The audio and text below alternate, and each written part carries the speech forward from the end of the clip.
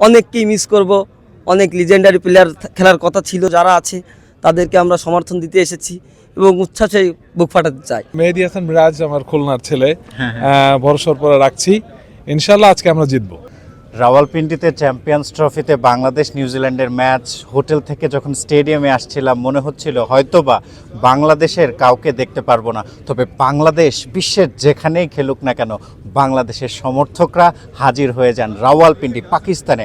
আসাটা সহজ নয়, তবে এসেছেন অন্তত দুজন। আপনারা স্ক্রিনে যাদেরকে দেখতে পাচ্ছেন তাদের দেখা আমি পেয়েছি। ভাইয়া কোথা থেকে এসেছেন? আমি খুলনা থেকে এসেছি।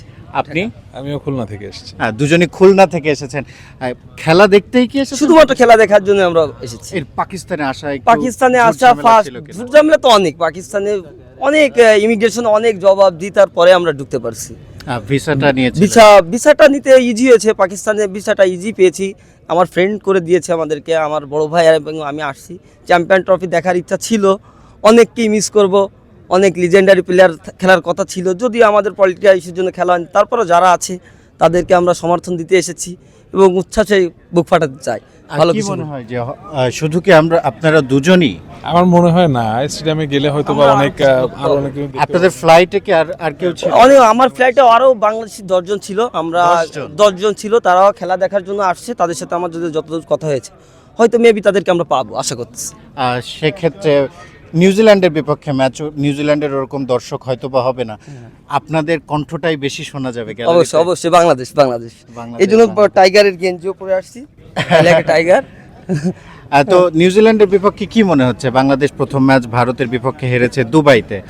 এই ম্যাচ বরাবরই বাংলাদেশ ইউরোপ কান্ট্রি, যেহেতু নিউজিল্যান্ড, অস্ট্রেলিয়া, এদের থেকে আমরা বরাবরই পিছিয়ে, এটা আমরা সবাই জানি বাংলা সমর্থকরা। তবে নিউজিল্যান্ডের সাথে আমরা রিসেন্টলি এর আগে চ্যাম্পিয়ন ট্রফিতে আমরা নিউজিল্যান্ডকে হারিয়েছি। সেই আত্মবিশ্বাসের 2017-তে সেখানে সাকিব আল হাসান এবং মাহমুদুল্লাহ ভালো একটা পার্টনারশিপ ছিল, যে অ্যামেজিং একটা কল্পনা, সেটা আমাদের বাংলাদেশের সব দর্শক এবং সবাই আমরা জানি। আশা করতেছি এবারও ভালো কিছু হবে। এবার তো সাকিব আল হাসান নেই, মাহমুদুল্লাহ রিয়াদও প্রথম ম্যাচ খেলেননি। কারা মনে হয় যে বাংলাদেশের পক্ষে ভালো করবে? আমার মনে হয় যে শান্ত আছে, তানজিম আছে, সৌম্য সরকার, বিশেষ করে মুশফিকুর রহিম। আর যেহেতু মেহেদী হাসান মিরাজ আমার খুলনার ছেলে, ভরসার পরে রাখছি, ইনশাল্লাহ আজকে আমরা জিতবো। আর জয় আশা করছেন বটে, তবে মুশফিকুর রহিম রানে ওরকম নেই। মুশফিকুর রহিম মনে হচ্ছে আজকে বেটার খেলবে, রানে যেহেতু অনেকদিন নাই। মুশফিকুর রহিম পাকিস্তানে তার ফর্ম ভালো, পাকিস্তানের মাঠে বরাবরই মুশফিকুর রহিম, মাহমুদুল্লাহ রিয়াদ ভালো খেলে। রাওয়ালপিন্ডিতে কিন্তু তিনি 191 সেই ম্যাচটা হয়তো পুনর্বিত, সেটাই জানে মুশফিকের প্রতি আমাদের ডিপেন্ডেবল বেশি। দেখা যাক কি হয়। বাংলাদেশ জিতবে আশা কেমন? আশা তো সবসময়, বাংলাদেশ জিতলে তো খুবই খুশি। এত দূর থেকে আসছি শুধুমাত্র বাংলাদেশের খেলা দেখার জন্য, শুধুমাত্র বাংলাদেশের খেলার জন্য। এমন ভালোবাসা আর কোথায় পাবেন? ক্রিকেটাররা এই ভালোবাসার প্রতিদান দিতে পারেন কিনা সেটাই দেখার বিষয়। আজকে ডু অর ডাই ম্যাচ, নিউজিল্যান্ডের বিপক্ষে টুর্নামেন্টে টিকে থাকতে এই ম্যাচে জয়ের বিকল্প নেই টাইগারদের। শিহাব হাসান খান, ক্রিকেট 97, রাওয়ালপিন্ডি, পাকিস্তান।